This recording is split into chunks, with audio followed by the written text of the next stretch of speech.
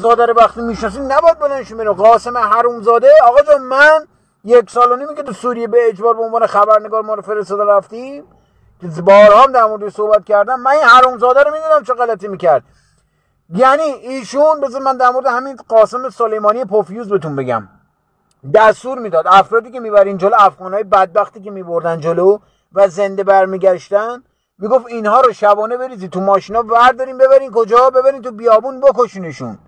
بعد میپرسیدن چرا باید این کار؟ من خودم دیدم، من فیلماتش خودم منتشر کردم. میگفتیم چرا این اتفاق بیفته؟ میگه اینا رفتن جلو، ما نیت داشتیم که اینا این برن.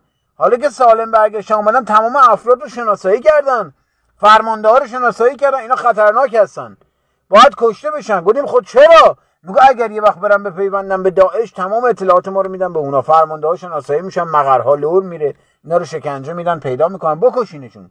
افغانی‌ها مثل افغانا بدبخت اونجا میگرفتن میکنن. من فیلماتش گوشم تو یوتیوب بزنید هست، بزنید سوریه امیر عباس قربانی میاد بالا، تو یوتیوب نگاه کن ببین چه کشتاری کردن. تو اینستاگرام نمیشه گذاشت، همه رو محدود میکنه و محدودت میکنه و میبنده.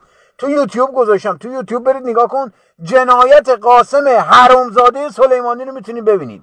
قاسم کتلتو تو یوتیوب بعدا سرتون خلوت شو، کار تموم شد، لایو تموم شد، برو بزن نگاه کن ببین حرومزاده کی بوده، چه جنایتی کرده. فیلم و ویدیو رو خودم گرفتم دیگه، از جایی نیوردیم که بگن آقا نمیدونم چه، خودم اینا رو گرفتم فیلمشو گذاشتم. برید ببینید و افغانا چیکار کرده. بعد بلند میشن یک مش احمق بیشعور تو ایران بلند میشن میرن اونجا، سردار سلیمانی زهر ما دیوس، حقته که بمیری، به درک که مردی. اصلا ناراحت، من خیلی خوشحالم، به خدا خوشحالم که اینا کشته شد. به جهنم که کشته شدین، نباید میرفتین. کسی که اینجا حضور پیدا میکنه حقشه که بدتر از این سرش